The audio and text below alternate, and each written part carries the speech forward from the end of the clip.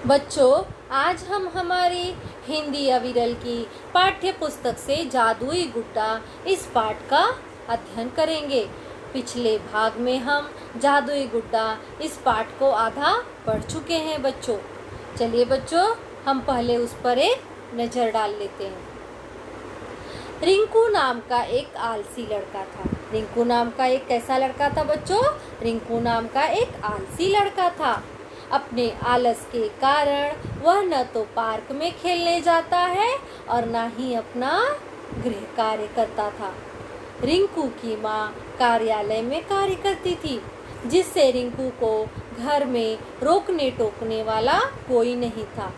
अपने इसी आलस के कारण रिंकू एक दिन स्कूल बस भी नहीं पकड़ पाता है और उस दिन ऑटो रिक्शा और टैक्सी की हड़ताल भी रहती है। उस दिन रिंकू को पैदल स्कूल जाते समय रास्ते में एक पुरानी हवेली मिलती है, जिसे तोड़ा जा रहा था। जैसे ही रिंकू उस हवेली के पास पहुंचा, उसका ध्यान एक विचित्र से गुड्डे पर पड़ा, जिसका नाम चिंकू था। चिंकू का पैर पत्थर के नीचे दबा हुआ था। रिंकू ने चिंकू के पैर पर से पत्थर हटाकर उसकी मदद की, जिससे दोनों दोस्त बन गए।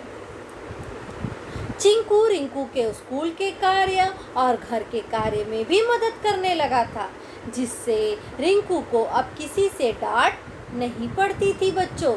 इसके अलावा चिंकू ने रिंकू को हमें अपना सामान कैसे रखना चाहिए यह भी समझाया और हमेशा हाथ साबुन से धोकर ही खाना खाना चाहिए यह भी बताया।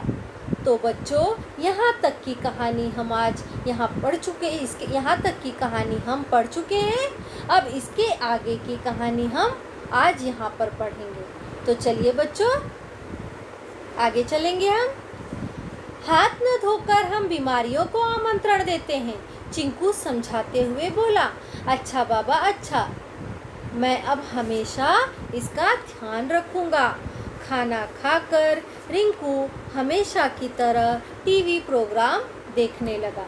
चिंकू भी साथ में प्रोग्राम का आनंद ले रहा था। लेकिन 1 घंटे बाद उसने पूछा, रिंकू, आज स्कूल में दिन कैसा रहा? बहुत अच्छा दिन रहा। आज तो कोई डांट भी नहीं पड़ी दोस्त, यह सब तुम्हारी मदद से ही हो पाया, रिंकू ने कहा। हाथ न धोकर हम बीमारियों को आमंत्रण देते हैं, चिंकू समझाते हुए बोला। चिंकू ने रिंकू को समझाते हुए बोला कि हाथ न धोकर हम बीमारियों को आमंत्रण देते हैं, हम बीमारियों को अपने पास बुलाते हैं, हम बीमारियों को निमंत्रण देते हैं। आमंत्रण अर्थात निमंत्रण। तो बच्चों, चिंकू ने रिंकू को समझाते हुए बोला कि हाथ न धोकर हम बीमारियों को अपने पास बुलाते हैं। तो रिंकू ने क्या कहा? अच्छा बाबा, अच्छा, मैं अब हमेशा इसका ध्यान रखूंगा। ठीक है, मैं अब हमेशा इसका ध्यान रखूंगा। खाना खाकर रिंकू हमेशा की तरह टीवी प्रोग्राम देखने लगा।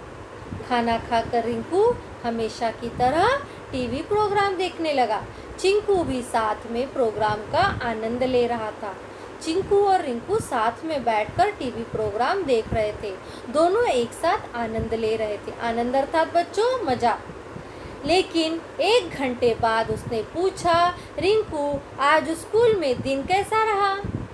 1 घंटे के बाद चिंकू ने रिंकू से पूछा कि आज तुम्हारा दिन स्कूल में कैसा रहा? तो रिंकू ने क्या कहा? बहुत अच्छा दिन रहा। रिंकू ने कहा, बहुत अच्छा, आज का दिन मेरा बहुत अच्छा गया। आज तो कोई डांट भी नहीं पड़ी, आज मुझे डांट नहीं पड़ी। दोस्त, यह सब तुम्हारी मदद से ही हो पाया, यह सब तुम्हारी सहायता से हुआ है, रिंकू ने कहा। चलिए बच्चों, इसके कठिन शब्द देखेंगे। कठिन शब्द: आमंत्रण, बुलावा, आनंद, मजा। चलिए बच्चों, आगे बढ़ेंगे। तो आज कोई गृह कार्य नहीं मिला क्या? चिंकू ने पूछा। काश ऐसा होता। इतना सारा गृह कार्य मिला है, पता नहीं कर पाऊंगा या नहीं। रिंकू कुछ परेशान होकर बोला। क्यों नहीं कर पाओगे? अब तुमने अपना मनोरंजन भी कर लिया। टीवी देखना बंद करो और एक एक करके अपना गृह कार्य पूरा करो। चिंकू बोला। तो आज कोई गृह कार्य नहीं मिला क्या? रिंकू को टीवी देखते हुए चिंकू ने रिंकू से कहा, क्या तुम्हें आज कोई गृह कार्य नहीं मिला क्या? तो रिंकू ने क्या कहा, काश ऐसा होता, काश ऐसा होता कि मुझे गृह कार्य ना मिला हो। इतना सारा गृह कार्य मिला है, पता नहीं कर पाऊंगा या नहीं। अर्थात बच्चों, उसको बहुत सारा गृह कार्य मिला है और वो बोल रहा है कि मैं कर पाऊंगा या नहीं। रिंकू कुछ परेशान होकर बोला।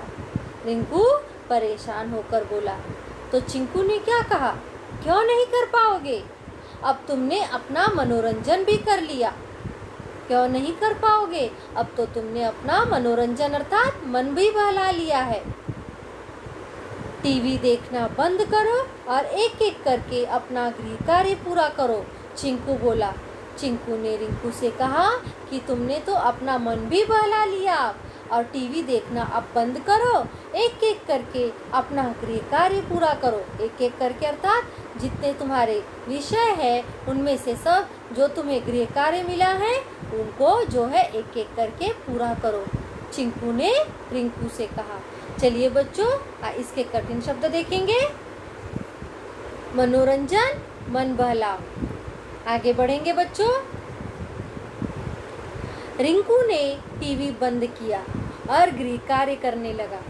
माँ के कार्यालय से वापस आने का समय हो गया था। वह बाहर बालकनी में खड़ा होकर माँ का इंतजार करने लगा। चिंकू उसके कंधे पर बैठा था। सामने पार्क में बच्चे। रिंकू ने टीवी बंद किया। बच्चों, रिंकू ने क्या किया, जब चिंकू ने रिंकू को बोला कि तुम्हें कोई गृह कार्य नहीं मिला क्या, टीवी देखना बंद करो अब, तो रिंकू ने टीवी बंद किया और गृह कार्य करने लगा। अपना जो गृह कार्य उसे मिला था वह करने लगा। माँ के कार्यालय से वापस आने का समय हो गया था। माँ जो है दफ्तर गई हुई थी। माँ के दफ्तर से आने का समय हो गया था। वह बाहर बालकनी में खड़ा होकर माँ का इंतजार करने लगा। इंतजार अर्थात प्रतीक्षा, इंतजार करने लगा। बालकनी में खड़ा होकर रिंकू जो है माँ का इंतजार करने लगा। चिंकू उसके कंधे पर बैठा था। चिंकू रिंकू के कंधे पर बैठा था। सामने पार्क में बच्चे खेल रहे थे। चलिए बच्चों, इसके कठिन शब्द देखेंगे। इंतजार, प्रतीक्षा। आगे बढ़ेंगे बच्चों। पार्क में बच्चे खेल रहे थे। रिंकू का भी मन आज खेलने का हो रहा था। तुम खेलने नहीं जाते? चिंकू ने रिंकू से पूछा। मैं तो बस टीवी देखता हूँ और वीडियो गेम खेलता हूँ।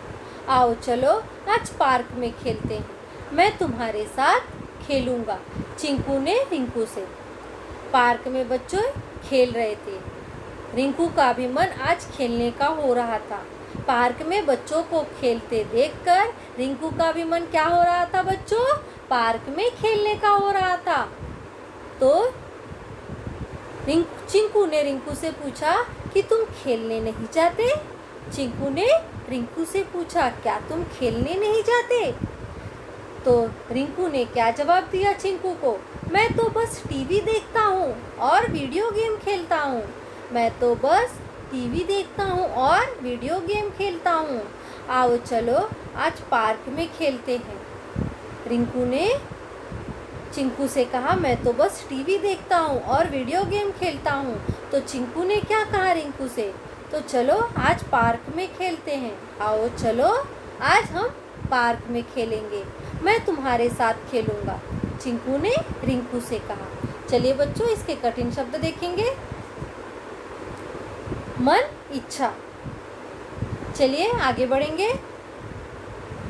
को प्रोत्साहित करते हुए कहा। प्रोत्साहित अर्थात उत्साहित। चिंकू ने रिंकू को प्रोत्साहित करते हुए कहा, इसी बीच में माँ आ गई। इसी बीच कौन आ गया? माँ आ गई। घर में हर चीज ठीक जगह पर देखकर वे बड़ी अचंभित सी थी। इसके पहले वे कुछ पूछ पाती रिंकू चिंकू के साथ बाहर जाते हुए बोला, माँ मैं पार्क में खेलने जा रहा हूँ। आज तो माँ के आश्चर्य का ठिकाना नहीं था। रिंकू चिंकू के साथ खूब खेला।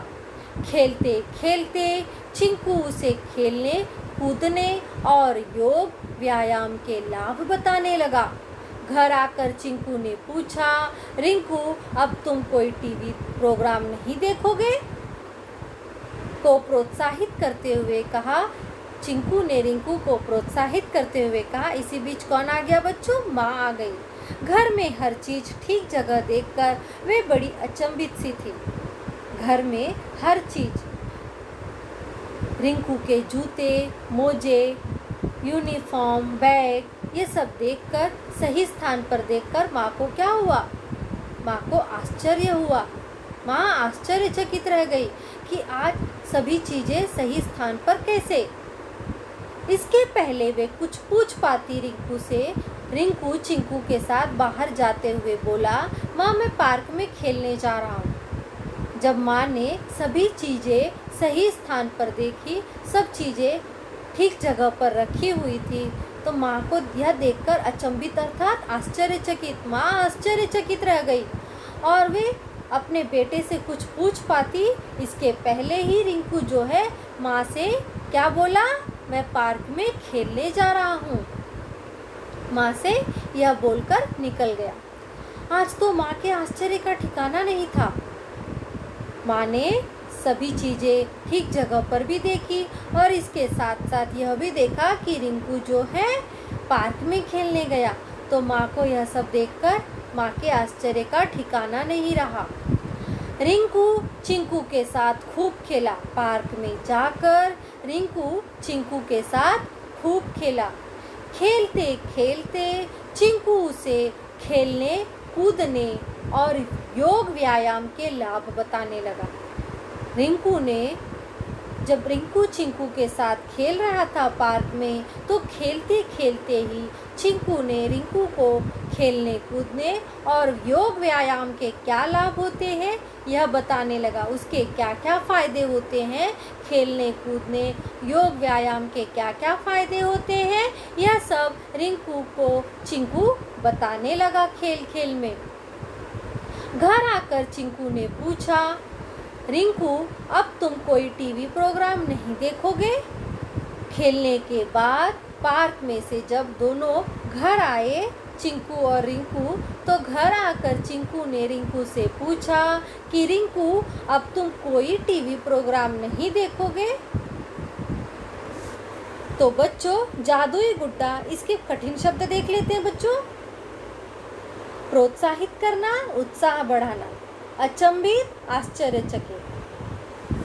तो बच्चों जादुई गुड्डा इस पाठ को आज यहाँ पर जितना समझाया गया है, उम्मीद करती हूँ कि वह आप सभी को अच्छे से समझ में आ गया होगा। तो बच्चों इस पाठ के बचे हुए भाग का अध्ययन हम अगली कक्षा में करेंगे। मैं आप लोगों से इसी के साथ विदा लूँगी। धन्यवाद।